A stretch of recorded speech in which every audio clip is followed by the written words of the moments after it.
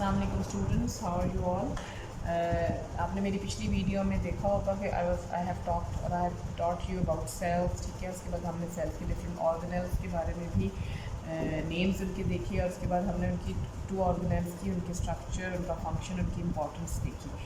सो हम न्यूक्लियस के बारे में ऑलरेडी पढ़ चुके हैं और सेल मेम्ब्रेन के बारे में भी पढ़ चुके हैं।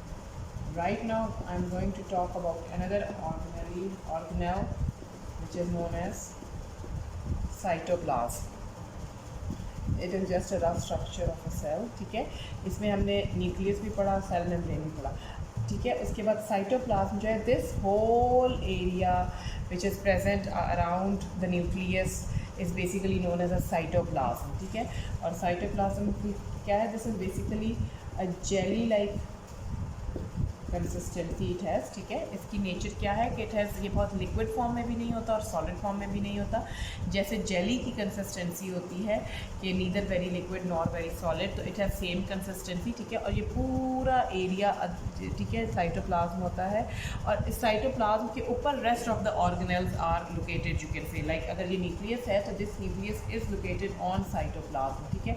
बाकी और भी हम जितने ऑर्गेनेल्स के बारे में बात करेंगे, लाइक क्लोरोप्लास्ट हमने पढ़ा, नेम पढ़ा, माइटोकॉन्ड्रिया है, राइबोसोम्स हैं, वैक्यूल्स हैं, ठीक है। तो ये सारे ऑर्गेनेल्स जो हैं, they are all located on this free area which is known as cytoplasm, ठीक है।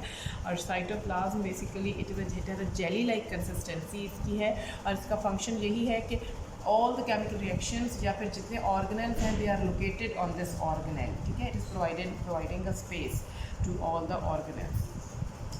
Other organelle which I am going to talk about now is mitochondria. Okay जी, mitochondria are basically located simply on this cytoplasm, ठीक है। These are structures like this and they are basically known as powerhouse of the cell, ठीक है। Mitochondria के लिए क्या word use होता है? जैसे मैंने कहा कि न्यूक्लियस को हम रिलेट करते हैं ब्रेन के साथ, इसी तरह माइटोकॉन्ड्रिया को हम कहते हैं power house of the cell. अब this name itself is indicating कि it provides energy, it provides power to the cell to perform different functions और टू परफॉर्म डिफरेंट एक्टिविटीज़, ठीक है। माइटोकॉन्ड्रिया सिंपली क्या करता है कि इट गेट्स एनर्जी, ठीक है, फ्रॉम द न्यूट्रिएंट्स और इट गेट्स पावर, ठीक है। और ये फिर वो पावर जो वो एनर्जी जो है वो यूटिलाइज करता है डिफरेंट फंक्शंस परफॉर्म करने में, और it provides basically energy to the cell, ठीक है। That's why it is known as power house of the cell. Okay, अब नेक्स्ट ऑर्गेनेल है साइटोप्लाज्म. साइटोप्लाज्म हम कुछ, अच्छा, दीज फोर ऑर्गेनेल्स जो भी मैंने पढ़ी हैं, these are the basically organelles which are, you can say, present in both plant cells as well as in the animal cells, ठीक है। These organelles are present in both plant cells and in animal cells.